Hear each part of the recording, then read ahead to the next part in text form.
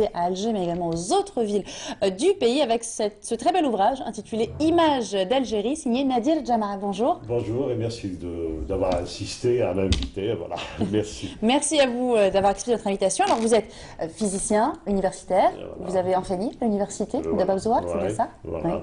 Mais la photographie, c'est votre passion depuis très longtemps. Je crois que la photographie, je suis né avec. Oui. Je pense, puisque dans ma mémoire, j'ai toujours été là à la recherche d'un négatif, d'un bout de papier à développer, etc. Ouais. Comment s'est passé votre apprentissage, si je puis dire? Vous avez commencé un petit peu en autodidacte, c'est ça? Dans mon livre, je raconte un peu, presque en préface, un peu mon évolution dans la photo, parce qu'à chaque fois on me pose cette question. Donc, c'était dans mon jeune âge, j'étais dans le moyen, j'ai eu la chance de faire des cours par correspondance. Dans ce temps-là, c'était possible. Donc, j'ai fait des cours par correspondance, c'était à Dijon. Je me suis inscrit à des cours. Alors, il y avait trois sortes de cours en ce temps-là. C'était le cours de photo supérieure, donc en fait, quand il fallait le bac, etc. Et puis, il y avait tous les niveaux, technicien, technicien supérieur. Moi, j'étais un peu prétentieux ou quoi, ou peut-être, je ne sais pas. J'ai choisi le cours supérieur. Donc, il fallait que je suive mon évolution scolaire et en même temps l'évolution des cours de photographie. Donc, je me suis inscrit à ces cours de photographie par correspondance. Je recevais donc des colis que j'attendais avec impatience. Le facteur, comme je le disais dans mon livre, d'ailleurs, comme par hasard, je reprends la même phrase. Peut-être c'est la seule qui me marque. C'était mon plus grand ami, c'était le facteur. La fin du mois, il me ramenait mon colis et parfois quelques outils pour pouvoir appliquer un peu ce que j'apprenais. Et c'est comme ça donc, que vous avez pu suivre parallèlement à votre scolarité, vous former à votre passion. Alors, généralement, on me dit, vous êtes photographe, alors comment ça se fait que je suis physicien? Non, j'étais photographe avant. Déjà, quand j'ai jeté le biberon, hop, c'était pour reprendre un appareil photo. Et donc cet ouvrage, c'est le tout nouveau, un ouvrage qui est sorti donc, en janvier dernier, Images d'Algérie. Comment est né ce livre? Ce livre-là, c'est un peu... Vous savez, en tant que photographe, j'ai donc sillonné, même je dirais quadrillé le pays. Donc, j'ai eu la chance d'aller un peu partout, soit par, quand je dirais par mission, pour une commande ou pour mon plaisir, voilà. Et de là, ce sont des photos de tout le pays qui datent, il y en a qui datent de 1977. Il y a des photographies de 1977 parmi mon premier voyage dans le Sud. Ouais, donc vous avez compilé plusieurs photographies. Voilà. Comment s'est passé le choix, la sélection des photos? Les photos, bon.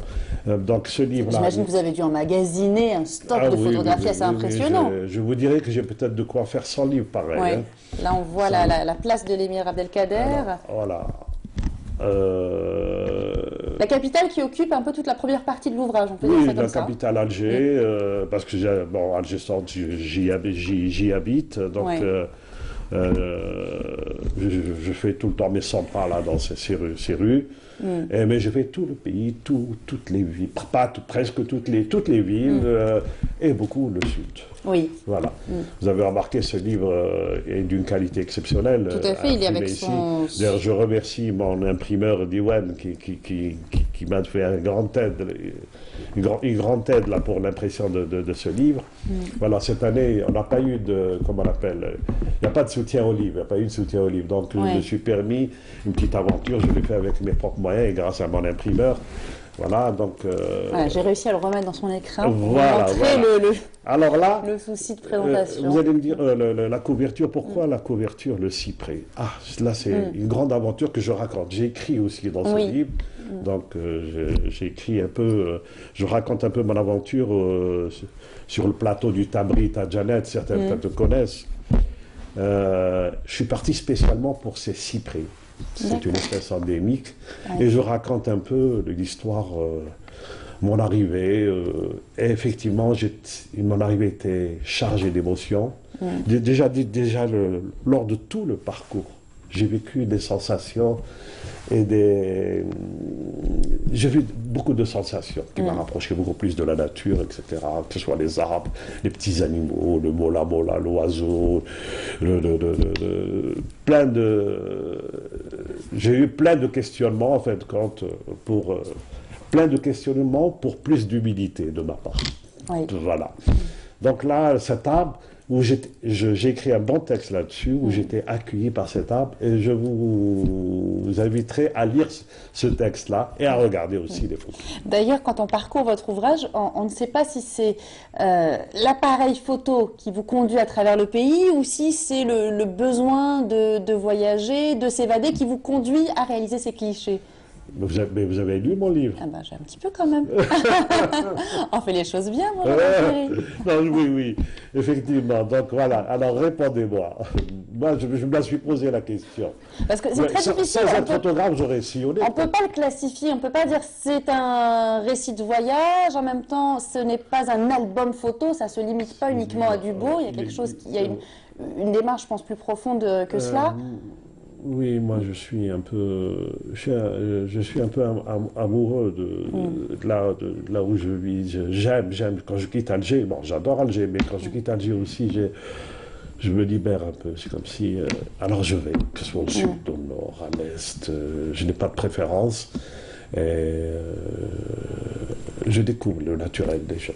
Oui. Que ce soit dans les villages, on trouve le naturel de l'être humain. Je ne sais pas s'il est riche ou pauvre ou instruit ou pas instruit, mais sage, la sagesse, tout ça. Donc, alors, on retrouve bien évidemment beaucoup de paysages, mais pas seulement des paysages ou des sites prestigieux. Vous vous intéressez beaucoup au patrimoine culinaire aussi, entre autres. Oui. Oui, ça c'est... L'art culinaire, et oui. Voilà, d'ailleurs, j'ai réalisé un livre aussi qui est vraiment un livre d'art. Tout à fait. Un livre d'art qui est en vente, cuisine algérienne,